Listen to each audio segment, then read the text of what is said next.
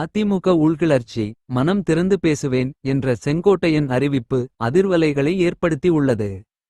அதிமுகவில் புதிய பரபரப்பை கிளப்பியுள்ளார் முன்னாள் அமைச்சர் செங்கோட்டையன்.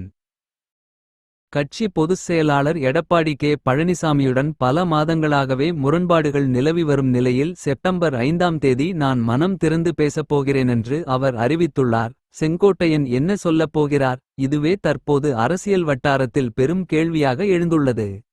அவர் எடப்பாடி பழனிசாமி தலைமையை நேரடியாக சவாலுக்கு உட்படுத்துவாரா அல்லது கட்சியின் கொங்கு மண்டலத்தில் தனி ஆதிக்கத்தை வெளிப்படுத்துவாரா? மேலும் பாஜகவுடனான கூட்டணியை பற்றி தனது கருத்தை தெளிவாக வெளிப்படுத்துவாரா?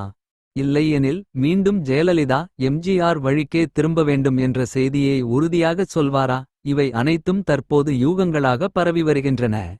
குறிப்பாக பிப்ரவரி மாதம் அன்னூரில் நடைபெற்ற எடப்பாடி பாராட்டு விழாவை அவர் புறக்கணித்தது. அதேபோல் மேடையில் ஜெயலலிதா மற்றும் எம்ஜிஆர் புகைப்படங்கள் இல்லை என்பதையும் அவர் கடும் மனவருத்தமாக எடுத்துக்கொண்டதாக தகவல்கள் பரவின.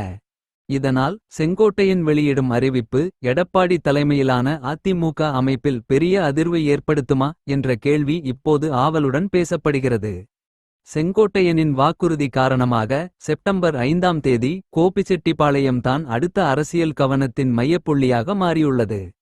செங்கோட்டையன் சொல்லப்போகிற வார்த்தை அதிமுகவின் எதிர்காலத்தை மாற்றுமா? இந்த கேள்வியே இப்போது தமிழ்நாடு அரசியல் உலகில் சூடான விவாதமாகி உள்ளது.